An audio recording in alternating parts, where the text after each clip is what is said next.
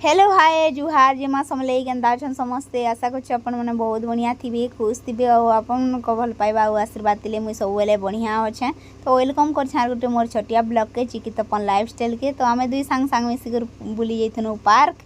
इटा थिला शिवरात्रि टाइम रो वीडियो। तो मोर सांग घर के टिटलागढ़ जैथिनी मुई शिवरात्रि देखी।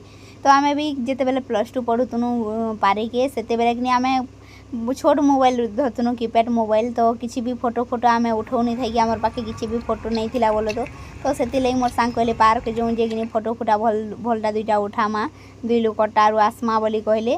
तो आम जाइनु पार्क बोली यार पार्क जाकर बहुत सारा मजा मस्ती कनु खाना पीना भी कनु। बाकी मुझे से टाइम रे किसी भी वीडियो नहीं करी थी बोलो तो कारण मोर सांग तो पूरा फोटो दीवानी है पूरा पागल है फोटो उठाए ताकर फोटो उठे उठे ही मैं था मोर मोबाइल पूरा पैकिंग नहीं कहना। तो एंता किसी आमर मजा मस्ती थिला दुई सांग सांग रो। तो मोर वीडियो मुझे एंड कर नेक्स्ट देखा गोटे नुआ ब्लॉग रे बाय बाय फ्रेंड्स।